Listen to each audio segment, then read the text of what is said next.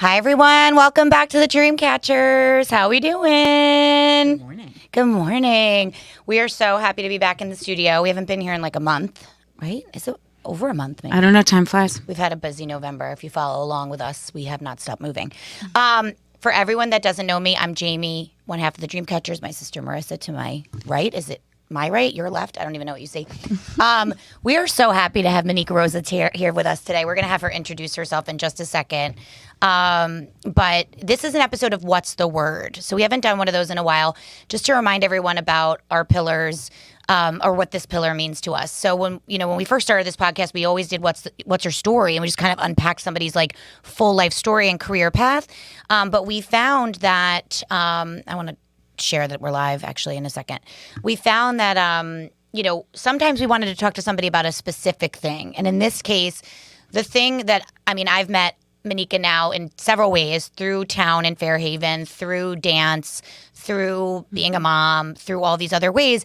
And then I realized very late in the game that she can like slam like I've never seen anyone slam. And if you don't know what slam is, meaning like spoken word poetry that is epic beyond. So, and I didn't know that about her until like last year. So we're just so happy to have her today to talk about what's the word? Word. Get it? Word. Word's the word. Oh my gosh. So you want to go ahead and introduce yourself actually, Marissa, do you have anything you wanted to add to that bit? No, I don't speak here. I just show up. That's not true. Show up and look pretty. Well, yes. Well, can you tell?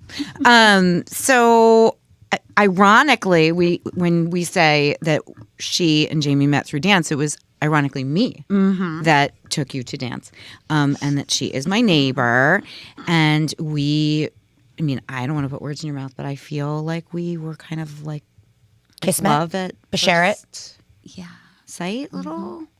Yeah. That's it. And I took her to our dance class, which Jamie is more loyal to than I was there am. this morning. Hashtag Tootsie.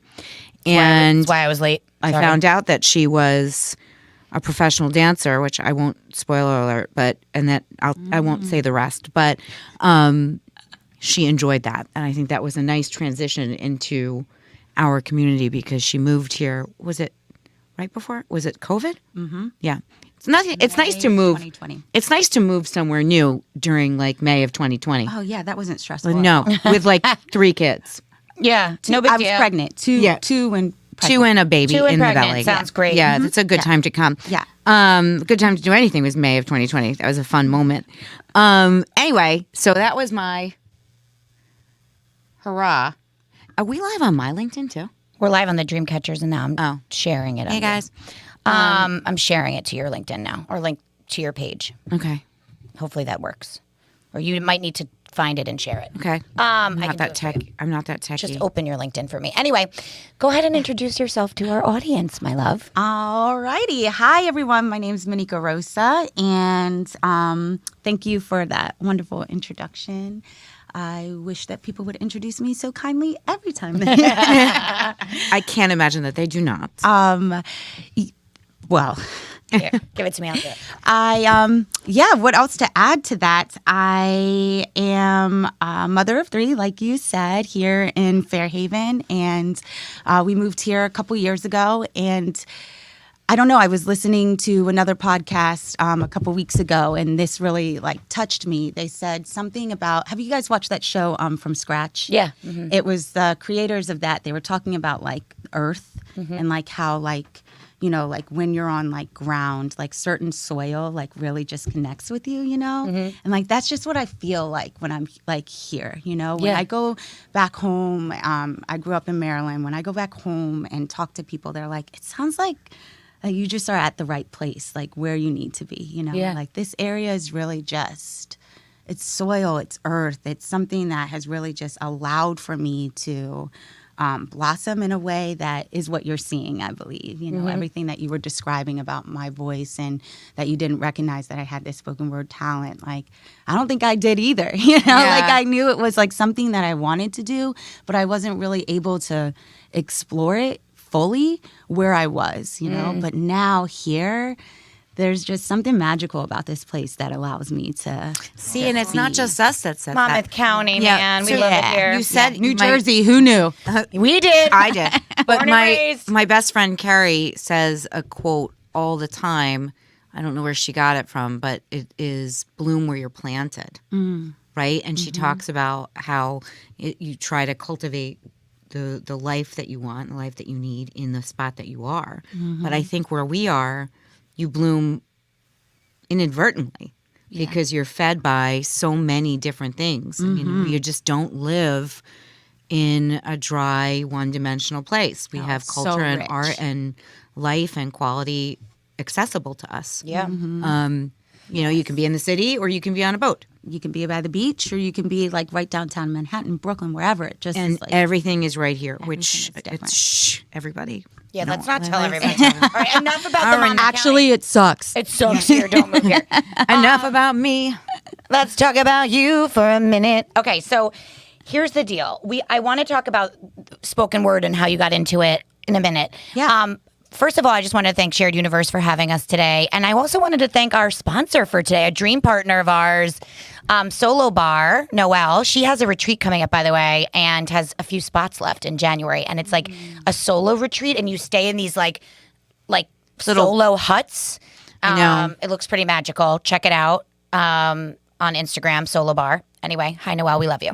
Okay, so wanted to kind of unpack a little bit about how you got to where you are now. Obviously, we can talk about how you got to New Jersey, but Yeah.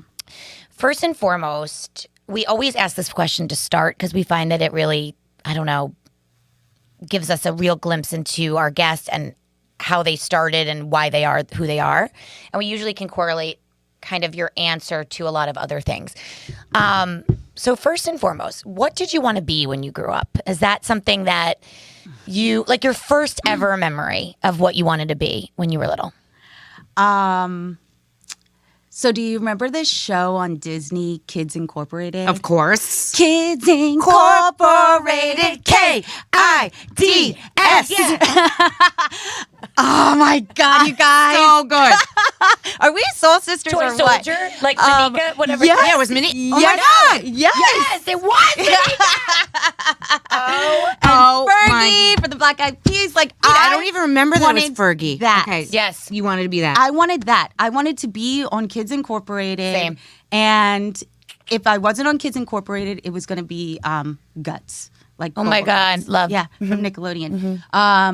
And I just knew I wanted to be like a performer, Like I knew that I wanted to be on stage somewhere. I'm the youngest of three. And so I was always kind of just doing my own thing, like creatively in my bedroom because my siblings are 6 and 12 years older than me. So I was just kind of made to explore on my own. I was basically like an only child, at some point in time. So my siblings, my sister, I think was like 16 when I was about that age where I was like, oh, this is what I want to do. My brother was older and they would leave at like 6:30, 7 o'clock in the morning to go to school. And my mom was a single mom. My dad died when I was 8 years old. And I noticed very early on, like the rhythm, like the rhythm of my house changed, right? It got quiet at a certain time. And to cope with that quiet and that like stillness and that loneliness, I would play music. One of my favorites at the time was the cassette tape of Alvin and the Chipmunks. Oh my God, I love Alvin and the Chipmunks. And they had Billie Jean on it and Uptown Girl on it. And that was my morning routine after my siblings left, was to tap dance on our kitchen floor, scuffing it all up. And make your own music. And make my own music and deal with, the realities that were a little bit hard for me to deal with at the time. And I just grew to love entertaining and dancing early on from that time because it was helping me emotionally get through something that was like so tough that I didn't know how to talk about. But I knew when I danced, You felt better. yeah, I was healing. Yeah. You know, normally we have to like figure out how to correlate somebody's first dream job to what We they don't do have to work now. hard And there. we don't really have to work hard there. No, Thank you for painting that picture for me. It was fairly easy. Yeah. But same, girl, same. Mine was open the door, get on the floor, everybody walk the dinosaur. And I would say mommy watch me was like, you know, my mom always says like it was just all day, every single day, making up like weird dances in my living room or a den. Same thing. Yes. So I haven't feel heard someone you. call it a den before either. Yeah. Did we grow up in the same household? This is Yeah, so strange. yeah, our den. We went down 2 little stairs. Marissa pushed me down once, and I broke my leg. Yep. Thank you for that. I just realized what did you want to be when you grew up wasn't in the question, so we stumped you. I must have deleted it by accident because that's always our first question. So anyway, okay, so this is how you grew up, obviously in Maryland, and then tell us a little bit about how that all started for you. Then, like, what was your first job? How did you start? You know, career-wise. Obviously, I don't need to unpack all the layers before that, although of course I'm sure so formative. What was your first job? Like, what did you start doing with your life? And when we ask that, we're talking like your first actual job, not like your first career job. Yeah, like your job. Like what did you? Like Because bagel we find Okay, that, I'm like was the one where Like I got a babysitting. W-2, the one where I had healthcare, like which No, one? no. yeah, yeah. Before So, healthcare. before healthcare. Before So we healthcare. always ask that because we find it so interesting that because our listenership is mostly, you know, career seekers, people that are currently looking for career inspiration. So we find that like it's so interesting to picture our guest as, you know, a tap dancing 9-year-old in her kitchen. And then what she then decided to go do to earn money, and then how we start to connect the dots as your career path has gone on. So, what was the first thing that you did that earned you any income? So it's so funny. I always say I have been on the same schedule since I was in kindergarten. Like I have always worked with kids.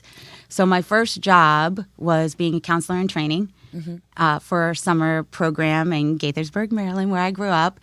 And I designed like lesson plans right then and there. That was the first time that I got into learning what planning was. So I had to plan out like when we were going to play dodgeball, when we were going to do arts and crafts, when we were going to play, what is the one, Ghost in the Graveyard? Like when I was going to get a break, you know, like, oh, we're going to play Ghost in the Graveyard for 45 minutes.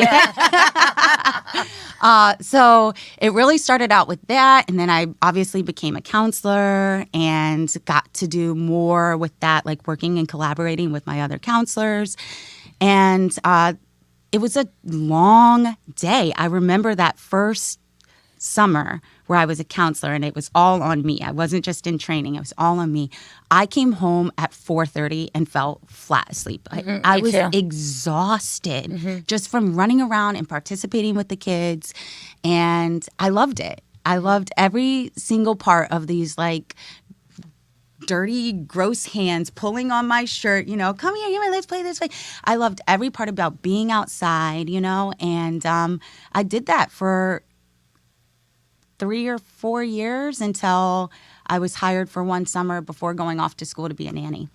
So it I've makes a lot of sense. I've always worked with kids. So I think it's interesting, you know, what we always talk about is some of the foundational things that we pick up in those first jobs, right? That we call upon throughout our career. Now, granted, yours is more like it's not gray. It's a black and white situation where you can draw upon your experiences then and talk about how they translate to now. But you did other things between then and now. Yeah. And I always, Jamie spends a lot of time coaching, Jamie more than me, but we both do, relatively new grads. And, you know, a lot of times people will come to us and say, you know, I don't really have any work experience. And then we'll challenge them to be like, well, what have you done? And here's that moment where like they were a CIT and yet here's a grown-up that's doing sorry, you're a grown-up. But, you know, here's a grown-up that's doing like XYZ and is calling upon the skill set that she gained in her first section of career. So this is actually a really good segue into when we talk to these people that do their, like if anybody out there is working on their first resume, you know, people are like, well, you know, I should take the counseling stuff off or like the waitressing stuff off. I'm like, no. Not if like, you can talk about your planning this is literally skills. the first thing that you said as to what you drew upon or what your first job was and that you still do. even if it gets lower and lower on your resume, or even if we just do like a bullet or none at all, the fact that you were a camp counselor for 6 summers or whatever it is at any point in your life, that's working. And that's It shows loyalty. It shows enthusiasm. It shows leadership. It shows a lot of things. Right. So management. It shows the fact that you're responsible.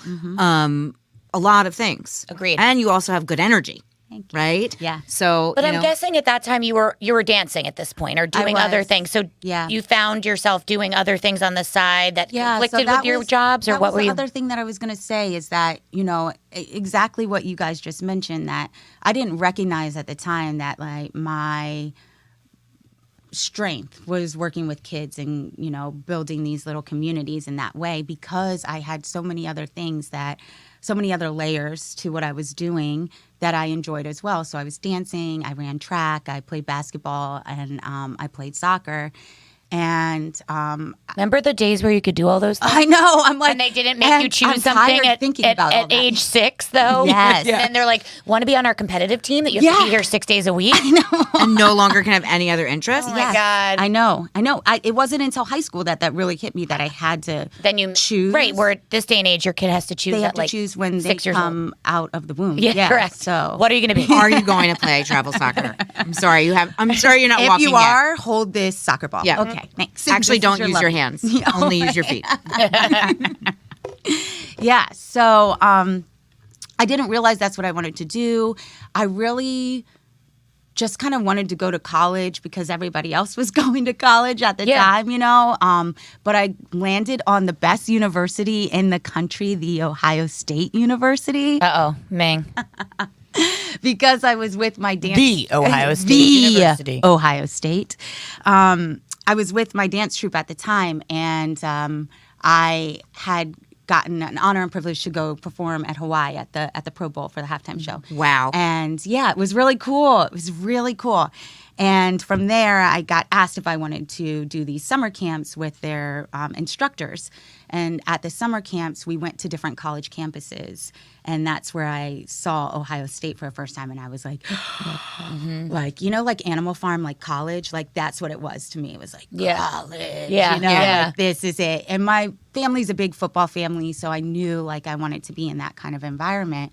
Did you go to Michigan during that tour of the college? Why would I do something? I'm just like curious as because insidious. I'm curious. I'm so like, glad if I'm sitting in the if middle. you reacted that way to Ohio State, like what other colleges did you go to when you went through that program? That's such a cool way to see college campuses. I'm just like, not even She's like classifying it. No, She's classifying I'm just like, if you also went to Ann Arbor during that tour, you maybe would have been torn. I'm just saying. That's true. That's a good point. I'm just saying. We didn't go to or Ohio like to was Madison the furthest that or- we went. okay. Yeah. Some where of else these did you colleges, go? when you go, you're like, whoa, these are all awesome. A lot of Maryland campuses, Yeah. which I knew I didn't want to be a part of Maryland. Again, just going back to like that soil thing. Like I just knew I wanted to. That's why I leave didn't go. Maryland. Rutgers is a great school and now part of the Big Ten and very rah-rah and all the things I wanted in college, but I didn't want to go to Rutgers because it was New Jersey. Yeah. I just wanted to You go a wanted little to- further. Yeah, just see But what's out every there. state school's a little different. Like if you're from Michigan, you want to go to Michigan. If you're Right. from Ohio, a lot of people want to go to Ohio Right. State. Like for us, sorry Rutgers, but It wasn't same with Maryland. Like Maryland's now a part of the Big Ten, but it wasn't. Right. It when I wasn't was like growing part up. of what you wanted to do. Yeah, Got it was more of a basketball school too at that time. It was. So it was like, Yeah.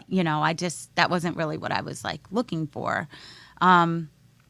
But yeah, so I guess I decided like that's what I want to do. And I mean, they're wanna- known for their dance program. Yeah. Now You they can admit that. You can. yes. She can begrudgingly admit that. that we're better than you at everything, including dance, especially. By the way, one of my claims Okay. one of my claims to I'm a fame- little uncomfortable. By I'm the like way, sweaty. I will say this. One of our claims to fame, my claims to fame is that I made the Michigan dance team my freshman year. Uh-huh. And then they told you that you had to stay there over the summers. Mm-hmm. And I was a counselor at my camp. Okay. And I chose being able to come home over the summers over being on the dance team, which I still sometimes regret, but also don't in a weird way because I ended up doing all this extracurricular dancing at college that I wouldn't have been able to really participate in through my sorority and just other things that I choreographed. But I look back and I'm like, I can't believe I made that. I like made all the cuts. And then they're like, the next round would be, or the next step is you come back and you stay here all summer to practice or all of August or whatever it was. And I wasn't willing to compromise my camp experience that I still wanted to go have. And now I'm like, I can't believe I did that. Like when I went back to Michigan this past October for a game, I was watching the girls on the field. I'm like, I literally said to my kids, I'm like, that would have been mommy, but she was dumb at the time and decided not to do but that. you don't know what your path is. Like I was like 19 years old. Like it's a very hard decision. That's Yeah. and whatever you decided at the time was the right decision at the time. You can't really look back on it. And think from what I know about you, like one of your core values is family, and like that is far. It's far. I didn't want to live in It's Michigan over the summer. I wanted to be far from back with her and my mom. And it's funny. And you have such And my dad. limited opportunities while in school to be able to travel Interestingly home. enough, So true. That's all I wanted the at the call time. there is so interesting because Jamie and I are so inseparable, right? But when it comes to this kind of stuff, I don't even remember that because I was already working. Yeah. Like I'm 4 years older than her. Oh, right. So like we did, not to say it was like silent the way you were, because we were together growing up, but like we're 4 there years were, apart. we So when did she have, was she gone, I had was that alone in the silence. house with my mom. And it's funny, my dad just said something yesterday. two of us. Where they were making some reference to some diner that they used to go to all the time. I'm like, this is in my gray space. Like I don't know this diner reference. diner? And sure enough, they said, oh, Must have, that you was were when in you were in Richmond. college. You were in Richmond. And then I was like, okay, cool, bye guys. And then you realize like that's a big chunk of time It's a where I was doing huge something chunk of else. time, yeah. And We've caught up, though. Yeah, We I figured mean, it out. she moved in with me when she graduated. Yeah, but- we figured it out since then. Okay, so normally the next question is, what was your aha moment? I think we figured that out. We had your aha moment, which, by the way, to our listeners, is rare. Like, you're not always going to have your aha moment, like when you're 15 as a CIT, realizing that that's something you want to do maybe for the rest of your life, or maybe you don't realize it at the time, but you figure it out pretty quickly. So during college, did you have any internships? Like, what did you start doing to earn a living, or what was your first job out of school? Like, take us there now. Like, Yeah, where- like, and your mind was like, I'm a dancer, but I also like. Right. So I went and I made the dance team. I knew I didn't want to be a dance major because I was concerned about injury.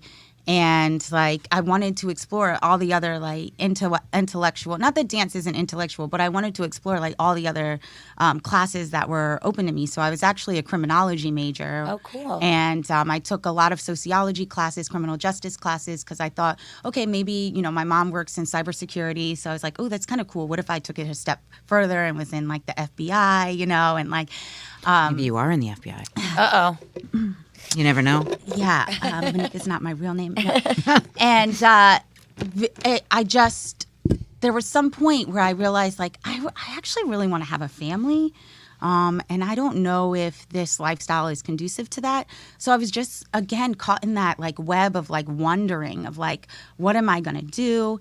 And I took a psychology class, where we had to observe kids at one of the campus's classrooms. And I hated it. I was like, this is so bogus. And these teachers are doing it all wrong. Like, that's like the attitude of like a college kid, Yeah. And I didn't really dawn on me that that's what I wanted to do. And then I took, I explained this a couple of weeks ago, that I had taken an African-American studies class, and the teacher. I took that too. It was great. It was like just like the content, the curriculum was really interesting, but the teacher was so distant. Like, he was like all the way over there, and like his class is up here. And Ohio is not known for being one of the like most diverse places. And like, as like a Black student, I was like, this is a disgrace. Like, you need to be like involved and like, like energized and like showing resiliency, joy, like all the creative things that our culture has to offer. And that's when I was like, I'm gonna be a professor one day. Like, I'm gonna do this different. And So you did have an aha moment, I kind of. did, yeah, kind of there. But I thought, like, once I graduate, I'm going to go to California. I'm going to do the dance thing. I'm just going to explore studios. I'm going to do whatever. So I graduated, and I was looking online on Craigslist for things that I could do over the summer. Craigslist, is that? Isn't that crazy? Okay. And over the summer, I saw a ad come up for you can get your master's for free at George Washington University. They'll pay for you to go to school, and you'll be guaranteed to have a position in Fairfax County Public Schools the second year after you go through the program. So I was Okay. like, all right. Like, talk about no experience. I talked to my sister, and I was like, I don't have any experience, but like, should I do it? And she's like, yeah. She's like, you also don't have a job. You also don't have any direction. Like, what else are you going to do? And I went in for the interview, and I came out just feeling like I did that, Yeah. I did that. And yeah, that's where I got started going to school with at GW for my master's degree 3 or 4 months after I graduated college. Not even that, like maybe 2 months after. So you never did the California thing? I never did the California thing. Mm-mm. I did maybe like a week. I went to go visit a friend and took classes like over the summer since teachers had the summer off, and I took classes and it was okay, you know. LA's not like here. Yeah. And I was like, you know, same thing, like what would have happened? But like now after reflecting on it, I'm like, no, New York's more my vibe. Yeah, totally. I agree with you. Yeah. I agree with you too. Okay, so I love that. So then you get your master's, and then talk us through kind of after that. Like, how did you get into? And by the way, we should mention that Mannikka, we're working with her as a partner because she's, you know, reinvigorating, launching, brainstorming this incredible program that she calls the Educationalist Method, which we're going to talk about. But I'd love to know kind of a little bit, just a quick overview of the history of, you know, 23-year-old Mannikka now. Like when you started, you taught for a bunch, then you moved to New Jersey, you had your children. How did you get into curriculum, and give us a little overview there? So you started as a teacher, and then you moved into curriculum planning and things like that? So I started as a teacher and I was doing special education. So when I did get hired into that school, I had a special education position teaching social studies. But the only way that I could get that position, hold that position, was if I taught student government. And there's your criminology, criminal justice. Well, yeah, it kind of connects. Yeah, and then like all that like leadership, like rah-rah cheerleader, like we're doing the homecoming game, we're doing the pep rallies, you know, like all the stuff that I like. And it took me out of like a small class environment to the general population, which I loved. And ironically, that is where I met my husband. We were teaching together in the classroom, and we were collaborating together. I saw an article. When I Google you, you come up in like a really cute article about meeting at work. Or something. Everybody needs to Google this article. We'll post it. It was like this for Valentine's Day. It was a cute article. Social studies too. It was a cute article about meeting at work or something like that. Yeah, I loved that. Yeah. So we did this student government, and we because I'm bossy and controlling, I came in and I revamped the whole program. And it was then that I realized, like, I have this way of seeing things where I can take systems and I can just restructure them in a way that builds these ecosystems in these communities that bring students together. And that it's almost like project-based learning, I guess is what they call it now, where it's like you give students a task, and throughout that task, I'm just a facilitator. I'm just like stepping in occasionally, but I give them the big overarching like goal, and then they have to work towards that, right? I love it. And so I redid that, and from there, I started to feel like, okay, I've done this. So I applied to another job. And by the way, that's like a little bit of a side hustle. I love this. So here's an example of somebody who was not her day job. She was a social studies teacher. And then she started doing this stuff for the student government, and it started to spark something in her, right? Yeah. So we give this advice all the time. And it's like, you know, it may not be, you're not in the dream job, but you're finding the dream in the job, right? And we give that advice, like it's one of my favorite lines. Sometimes it finds you. It finds you. And all of a sudden you're doing this thing on the side at your day job, and you're like, is this actually what I'm meant to be doing? Like, I love this, and maybe I want to explore that. Yeah. Or figure out places that allow me to do that too. Exactly. Yeah. Exactly. Like it balanced out. I mean, so eventually I started working with students who have learning disabilities. But while I was in my first position, I was working with students who have emotional disabilities, and it's really heavy. And it's a lot to bring home.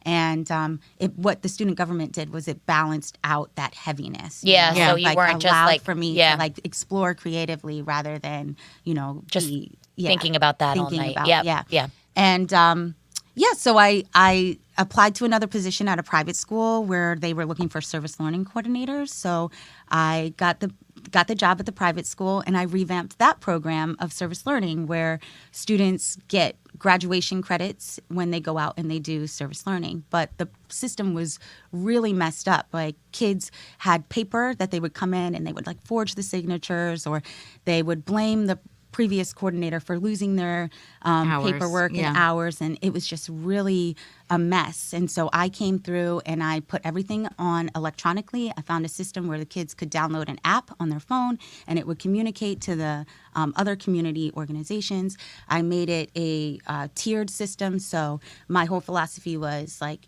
you don't take arithmetic as a senior. So your service should be as advanced as your academics, right? So going and just like donating money to an organization is not service for a senior. You know, I need you in the community. I need you face to face, right? And so one of the quotes that I used was like, you say you know the poor, name them, you know, to like challenge my kids. And it elevated to these students coming with me. I used to drive like a bus around. We actually came up from Virginia to Camden, did a 3-night overnight in Camden at a nursing home, at a homeless shelter. They stayed overnight. It was like a big retreat. And these students who never had done service before, all of a sudden were going on service trips. There was a service trip to Costa Rica. There was a service trip, you know, all over the place that these kids were now having access to. And that's, again, where I was like, okay, I can take these programs, these systems, and I can just, you know, sprinkle a little bit of sauce, change it up a little bit, and give these students these transformational experiences. And that leads me to like where I got the confidence today. After I had my third baby, Miles, I had gone back to grad school again. I got my second master's in administration and supervision. And from that, I realized I want to be in the classroom, but I don't want to, or in the school, but I don't want to do it how they're doing it. You know, there's just so much limitations to what they're doing. I'm like overwhelmed with feelings. For you. I love her so much. I cannot. Okay, I'm so sorry. It's okay. I was like, I have to take a breath. Like, crush. Okay. I have a dream crush on you. Oh, I gotta Well, let I you know just that feel I like- got a crush on you. I feel like what you're saying, you know, we think about our voice, right? And we think about how we want to raise our voice so that we can help a lot of people. And, you know, we're actually, as your partner, trying to help you establish more of a presence in the world that's outside of the one that you've created in your mind, right? And with your nucleus. And yet, when I'm hearing you talk, I realize that your most impactful gifts are one-on-one, where your end game is bettering an individual so that they go out in the world and they better their piece of the world. And it's just a little bit at a time. And I really think your approach, and I also am a parent, I have a student that you have mentored directly and indirectly. And I have to say my daughter is a good student, and I'm fortunate that way. But she also socially, although on paper, you know, fine socially, is actually fairly reserved. And I saw her blossom under your tutelage. So I'm, you know, and I think about the teachers that really make a difference in your life and how they shape you and the choices that you make. And some of what this work is bigger than just making a statement on social media. Yeah. So I give you that credit. I really do. That. Thank you. I'm honored by that. Thank you. So you come here and you get your master's, or I don't know, your 7,000th degree. And now what are you doing? I mean, I know what you're doing, but let's tell the world what you're doing. So now I have a educational consulting company where I work with schools, particularly students who are in grades 6 through 11. 6th grade to 11th grade on social emotional learning is the tag that I fall under. And I work... Probably the most important kind. Yes, exactly. I use music and movement to tap into their creative genius, you know. I think that if a student is not emotionally available to learn, you're not going to get the full capacity of that student. And so my philosophy is just to play, essentially, but I call it the method because there's a method behind my madness, right? Like there's a process that there's planning that goes into all creating that space that feels secure and that feels psychologically safe for students to learn. And that's what I work with schools on, is being able to tap into that part of a student where they can feel vulnerable, so that you can get the best quality of work out of them, but also so that they don't have to then pretend and go out and use drugs, alcohol, promiscuity to fulfill what they already have inside. That was one of the things that I noticed when my last year in the classroom. I'm being called to go to meetings, I'm being called to do this. I want to be with my students, and I want to plan, and I also want to leave my work at home so that I can be available for my own children, and when I'm getting called to all these meetings, I can't do that. And right before my very eyes, that's when vaping was really big. Right before my very eyes, I saw these kids come in that last year of my teaching. I saw them come in with so much potential. Like, these were bright. And as the year went on, I just saw it slipping away. Their whole personality changed because of drugs, and we just, as educators, were not paying attention because we were so concerned with like checking boxes, when like my clients are my students, like that's where my job is, that's where my purpose is, and that trumps everything. And that's when I was like, I have to do this some other way. So now, the goal, I would think you're only one person, right? So you can do this hands-on for so many clients, or so many schools.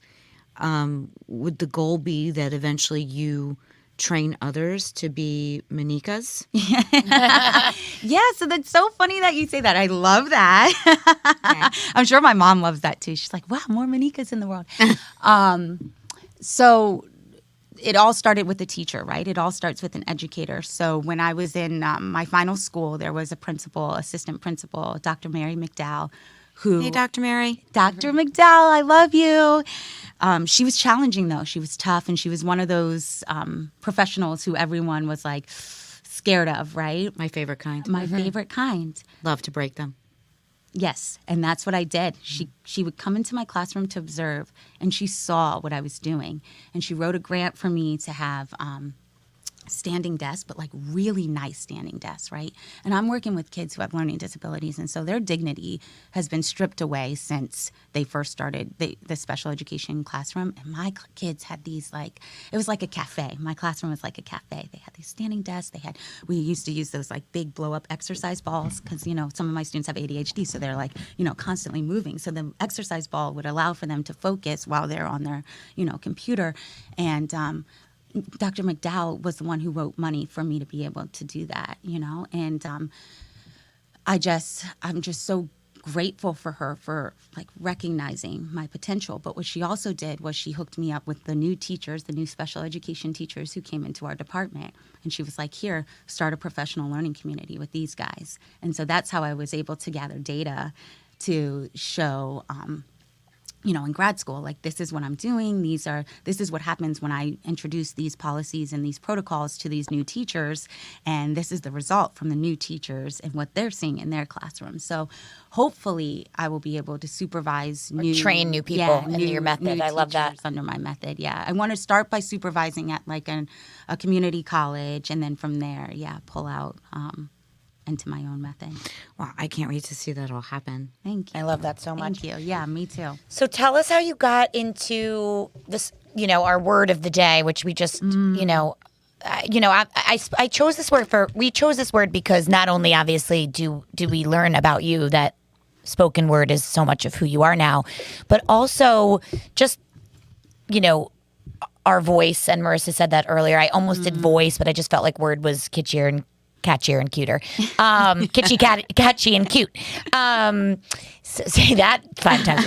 So tell us about spoken word, your partnership with Project Right Now. This is how a lot of our children in Fairhaven got to know you, Miss Rosa, that they know you as. And tell us a little bit about how that has, advanced your learning also, because this is a new part of who you are, and you've learned this new method or this new medium for your creativity, and how others could maybe benefit from it or how you're incorporating it into your day and your life. Yeah. So I first got introduced to spoken word at that first school that I started working at. There was a teacher, Jana Poliello, who would pull kids in her English classes and put on a coffee house.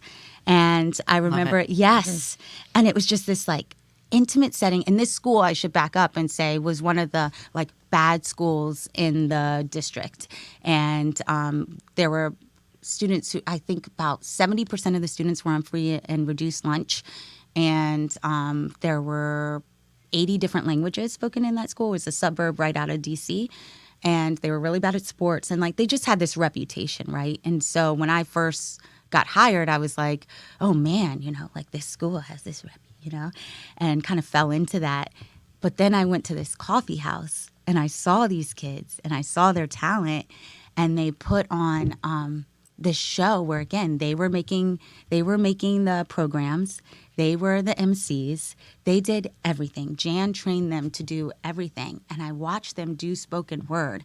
And that was when Deaf Poetry Jam was really popular. And so I just always had this allure to You had a dream crush on spoken word. I had the dream crush on them because these students, I could see, wow, look at these kids. They're 16 years old and they're doing this. And it never left me. And then when I moved here, I was taking a teacher collaborative class with Jennifer Chauhan, who's the director of Project Right Now. And I told her what I wanted to do with the Educationalist Method. And she was like, let's go to coffee. And we sat, and 2 hours later, you know, she's like, I can get you into schools, no problem. And it turned out that there was an opening. The woman who wanted to do the spoken word project for Project Right Now in 7th grade backed out for health reasons. And she was like, I have this opportunity for you. Do you want to do it? And I was like, Yes. Well, to be honest, I was like, am I ready? Yeah. Well, not only that, like I'm a pretty private person and I've never been like Miss Rosa in my community, you know what I mean? And so to go to the grocery store and have like kids, you're like a local celeb. it's hard. You really I are know. a local celeb now. I get that. I get that. It's different. I get that. It's different. So I was like, I guess so, you know, because like I also, you know, Yeah, but you can break in your home and then utilize it elsewhere where it's almost like a safe break-in. Yeah, it was a very healthy risk. Yeah. Right? And Exactly. and I'm down in my basement like I have all these theories, you know, like a mad scientist, but it's like my theory is crap if I don't actually install it, right? And if hip hop pedagogy and spoken word doesn't work in Fairhaven, then it's not going to work anywhere. Fair. Right? Actually, that's real. Yeah. Good for you. Yeah. Yeah. So I was like, all right, I'll do it. And that's how I I landed. mean, that was the most. I honestly think that Sienna and crew will look back on their elementary and middle school years and collectively say that was some of their most enriching moments. I mean, you know, you grow up and you remember things from growing up that are like, they're Like literally tidbits. They're like just little impressions. You know, I can picture the music room at my school. I can picture the programs that we had that were, you know, extracurricular, or we used to take like these enrichment courses that, of course, I loved and then Jamie loved. I mean, I learned calligraphy in 3rd grade. Like there are things that I remember from growing up that really are impactful, right? And, you know, either create your hobby or create your personality or help you to heal or help you to cope. Because, by the way, life is hard. Yeah. And it's really hard and for God these willing, kids. it's long.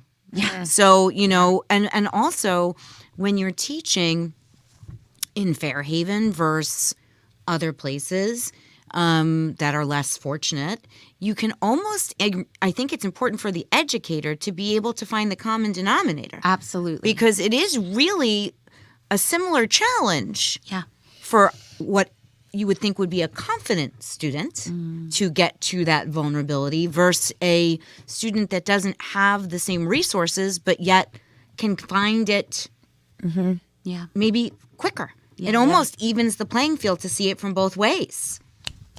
I love that. Snaps. I love that. So done here. No. yeah. That's But right. so I That's in great. college, I always have loved working with kids too, but I could not figure out how to do it these ways. So I teach this way, right? But I taught in an inner city program at my school. At the same exact time, I also took. There was this program called Junior Achievement. I don't know if you know it, but it was teaching business classes to fifth grade. And I would go into fifth grade classrooms, and I must have been getting served. I have no idea why I did these things, but whatever. Yeah. And I was teaching Junior Achievement, and I was in the Fairhaven for the business class, and I was in the not Fairhaven for the other piece. Just kidding.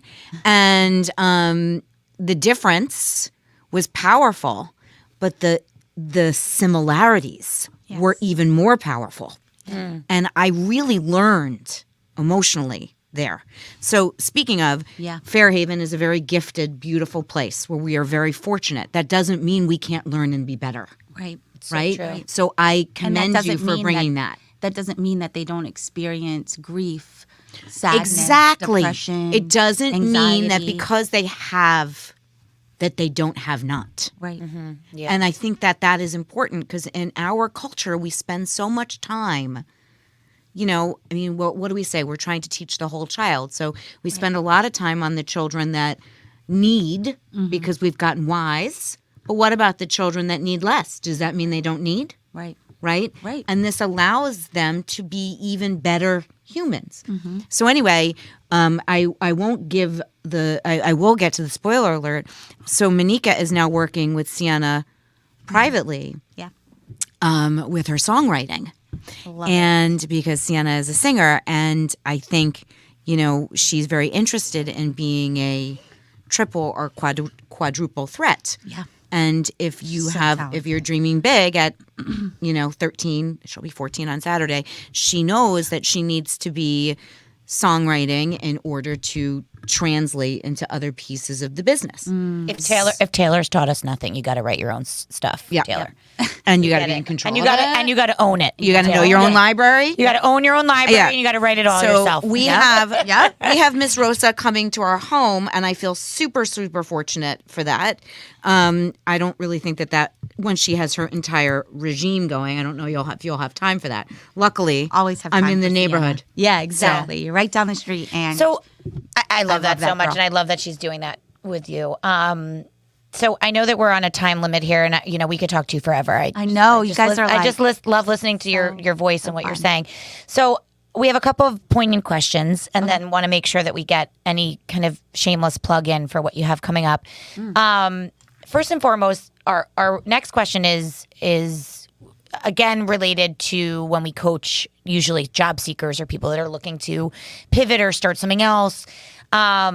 We like to kind of dig deep and talk about people's superpowers. We believe, I'm sure you agree, that everyone comes to this planet, this, life with something that other people don't bring. And it's very hard to figure out what your superpower is. So we have like a worksheet that we do with people, but what do you believe? I mean, I could probably list 10 right now for you, but what do you feel is your superpower? So obviously you're inspirational, you're all the things, but do you feel that, Miss Rosa or Mannikka brings something specific besides, of course, some of the stuff we've already covered, to your everyday?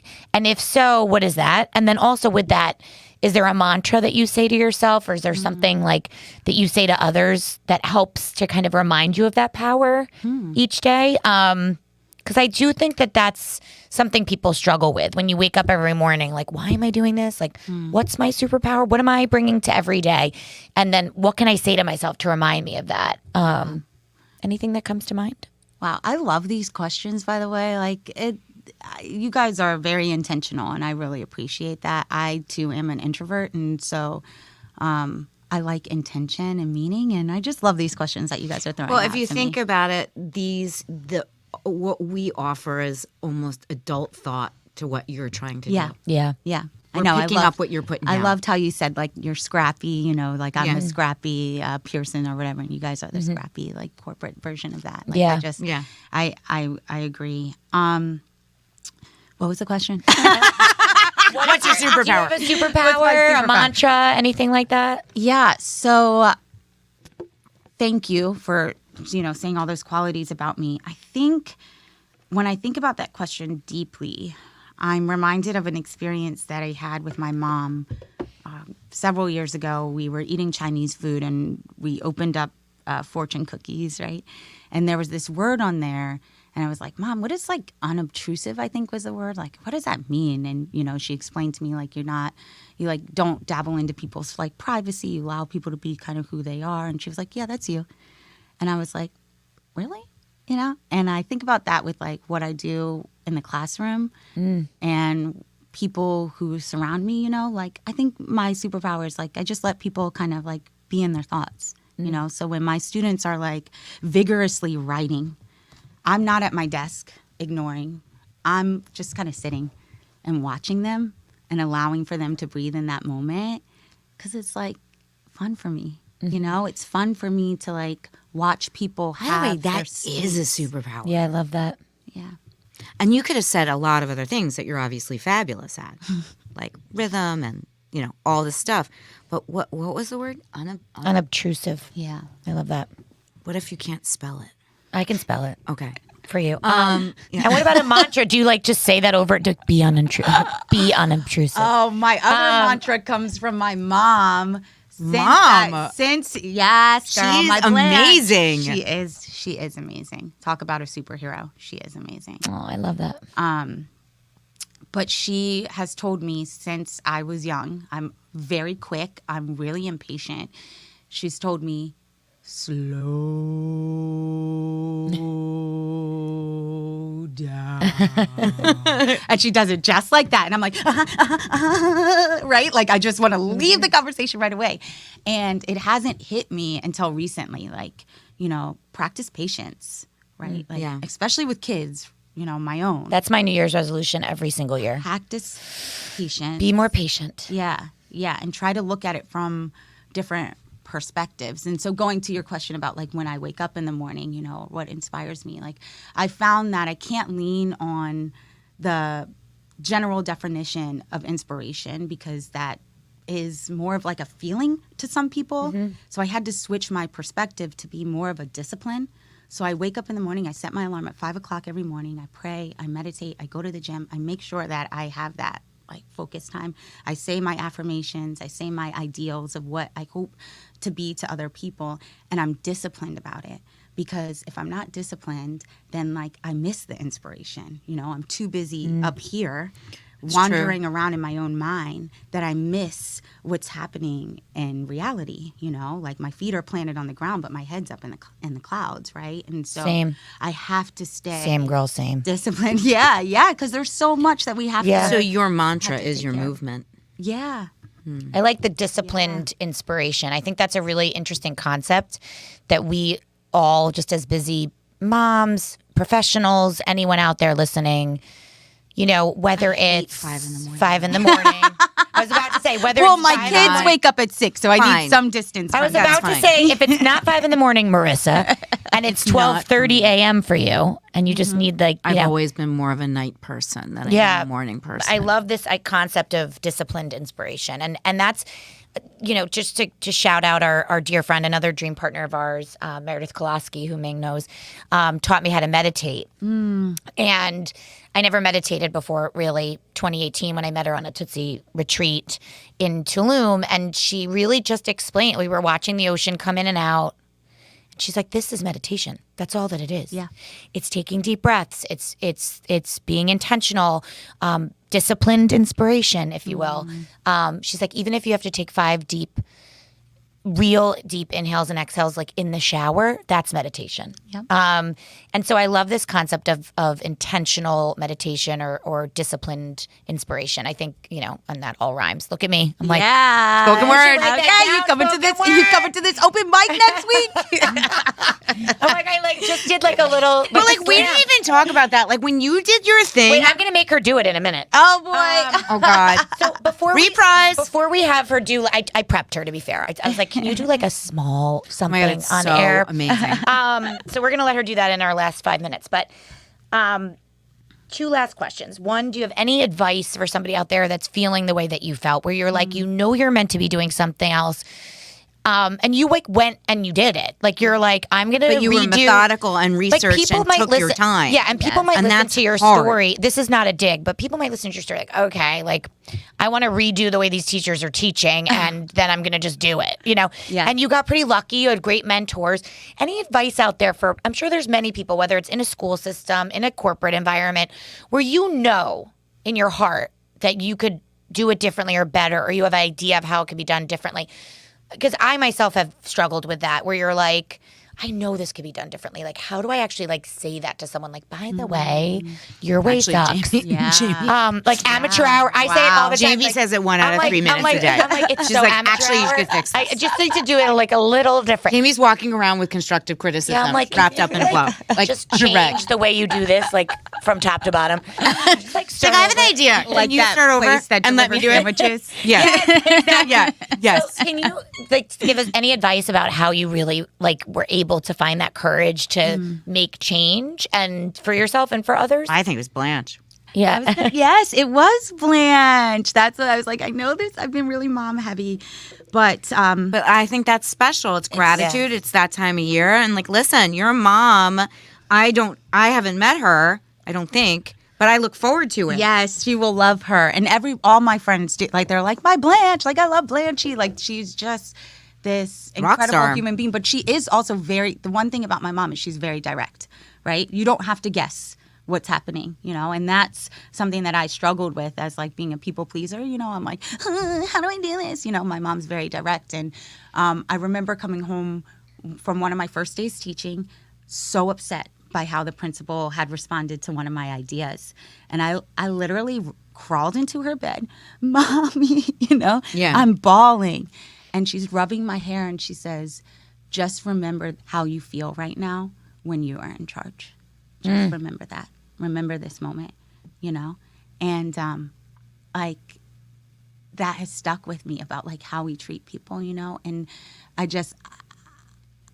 that is what's underlying all my work, is that when we talk about people who were inspired by, there's a guy, Chris Edmond, who runs the hip hop organization, Hip Hop Pedagogy, and he wrote this book for white people who teach in the hood and the rest of y'all too. And it's so good. Dangerous Minds. It's so good. The absolute best. And he has this whole program now, but I've gone to his little Twitter talks and he's on it, and he's present and he's visible and it's not like a hierarchy, right? He's the godfather of this idea of bringing hip hop education into the classroom.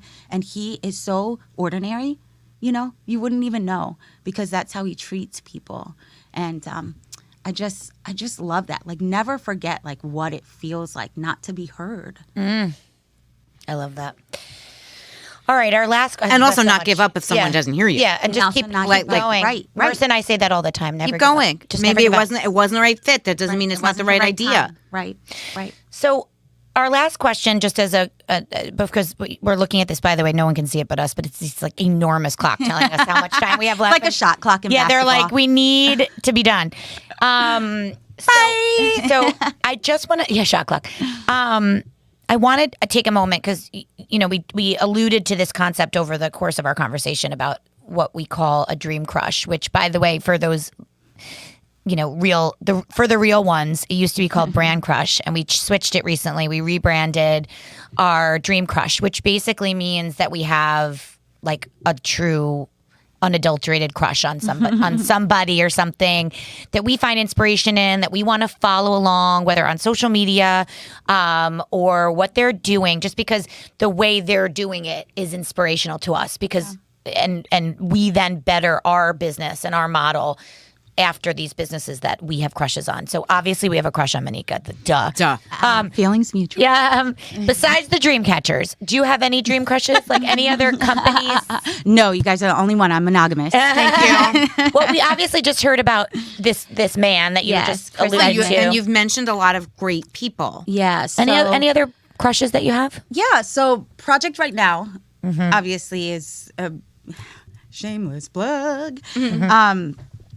one organization that I work really closely with, and Jennifer is the same way as Chris, right? Jennifer is the founder and creator of Project Right Now, and she is similar in that she makes sure when we have contact, she's like, what is your schedule like? Like, I'm going to Zoom in and call you, and she'll sit and have a conversation with me for 15 minutes. You know, that organizational management kind of stuff where it's like, you know your people. It's not just like a email out to everyone, and it's not, you know, it's not like touching people. Like, she knows how to like touch her instructors, but also what they do creatively going into schools, after school workshop. There's a open mic night happening on December 19th in Count Basie Theater that they're starting to do. The way that she plugs into this surrounding community is really impressive.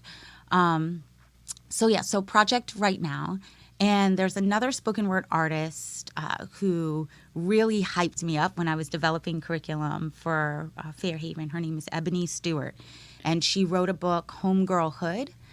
And I don't have the book, but I've seen parts of the PDF. And it is a really meticulously outlined curriculum on how to teach spoken word poetry. But she also just stands in her truth. She is powerful. I love the way her cadence is, her rhythm. She is just so dope. If I could ever meet her, I would faint like I saw Michael Jackson. Like, she is. That is a true dream crush. Yeah. Yes, you're like, dear Ebony, are you listening? Please, Dear Ebony, I'll get my she just Instagram up threw if out it the means white that you would glove. DM me. Yes, I did. I love it. Yeah. I love that so much. Well, this was such a joy. And I also a feel like privilege. spoken word, other than like the hip hop community, but spoken word's had a moment in the last few years because of Amanda Gorman? Yes, thank you for making me look smart. Because of Amanda Gorman was so recognized by everyone. Yes. Who, by the way, did you know had a speech impediment? Yes, I Has did. a speech impediment? She does have a speech I impediment. did not know that. When I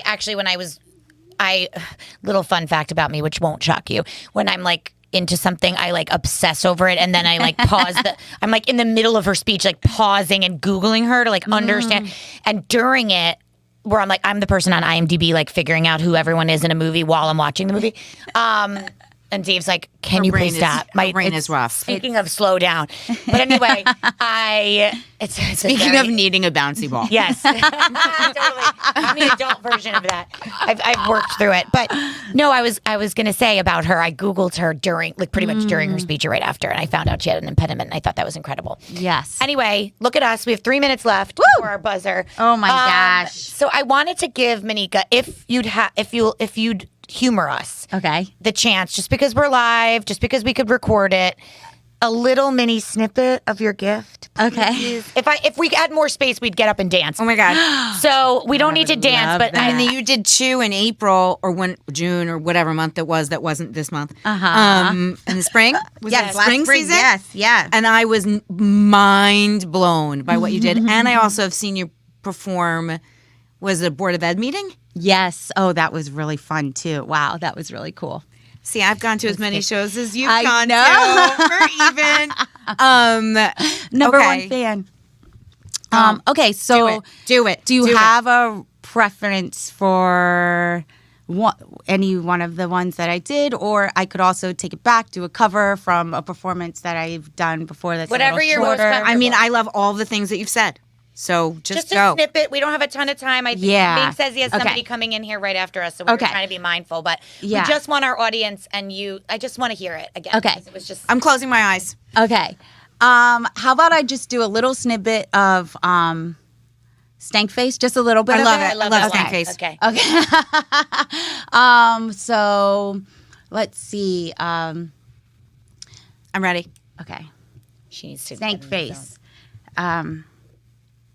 When eyebrows, mouth, and nose work together to express that sensation in your chest you get while experiencing something delicious, rather suspicious, happening out of the ordinary, extraordinary, like that rare moment in class when your teacher asks for everyone to find a partner. You mentally perform the gritty, all giddy at this miraculous occasion of unassigned groups. You and your entourage walk around with this visage because for the briefest of moments, gravity has been suspended and you've been upended into the element of surprise, a cosmic recognition of syncopated exposition loaned to us by the mystics. It is an uncanny transformation, like how this generation went from talking in a regular cadence to literally this like really high inflection. It is the downward direction of the mouth, not out of disgust, but out of the must-needed satisfaction, going from smile to frown in a fraction of a second because that hit was a bop. It's the inability to stop your scowl. It's what the lips begin to do as if you just smelled something extremely foul. Not to be mistaken for a bowel movement or seafood left in the trash for over a week, or bare feet that come out of shoes that refuse to wear socks, or the wet dog that runs in through the house without first being doused by shampoo spray, or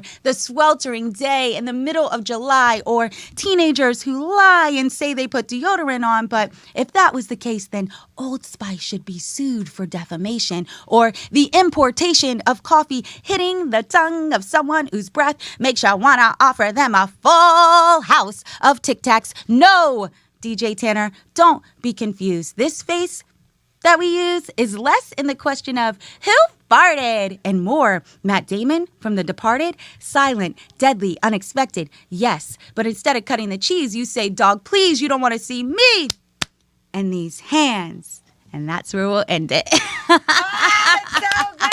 It's like you follow every single second of it. It's so visual. I'm like, I don't even know where I go. And so, and then I need to like process it. I'm like, so she's describing what a teenager's face looks like. Ming, how amazing was that? Ming is very into you, except to the fact that you're a Buckeye. This was so good. Ming. I like you, Ming. And can you imagine being like, first of all, I said to her, I'm ending with this. Click. I have had to go into the 7th grade. I've said this to you before, on camera and off. I think we're off camera, but now on. I had to go into the 7th grade for a program, similar program to this, but for 7th grade. And I have done everything professionally. I have spoken to hundreds of people. I've spoken to neurosurgeons that were retiring from Mount Sinai, okay, and thinking about what they were going to do next. I've talked to college kids, crowds of people. Jamie and I've moderated panels. The hardest professional day, other than last week when the lights went out during our event, the hardest professional day I have ever had was when I did a program for the 7th grade. They're a hard audience. I came home. I took off, all my clothes. I laid down in a robe. I took a blanket, and I was done. Yeah. I was not cool. I was not young. I was not relatable. I was not funny. I was not smart. I was not anything. And the fact that you can do whatever that just was, spoken word, and relate to the hardest group of humans. They're tough. That is a superpower, my That friend. Thank you. is unobstructed. No. Unobtrusive. Or unobstructed? Unobstructed. It is I unobstructed. feel you. I respect disciplined, You know what I meant. I love it. Unobstructed. Whatever. Unobtrusive, disciplined inspiration. There it is. Love you. Love you guys. you guys. Thank you This was so so much. fun. Thank you, This Share was Universe. so Thank fun. you, Solo Thank you, Bar. Ming. Thank you to Solo Bar for being our sponsor today. Thank you to Ming for having us at Shared Universe, our home away from home now, and to Mannikka, our lovely guest. Thank you, guys. And This check was her a out. pleasure. Thank you. What is your website? Educationalistmethod.com. Yep, educationalistmethod.com. We are working with Mannikka to get her social back up in order. We're Yes. going to do that. Yes. But find her there. Talk Find about her- goals. Goals. We're bringing the inside out. And are. she will. You can find her on LinkedIn, Twitter, and Instagram coming soon, and her website. And if they're interested, if they work at a school locally, or they're part of a PTA or an organization that could bring you in, reach out. Yes, you know, please email this is me. what I she's would trying to do. Love to work with you. Thank you for listening, and thank you for being here. Thank you.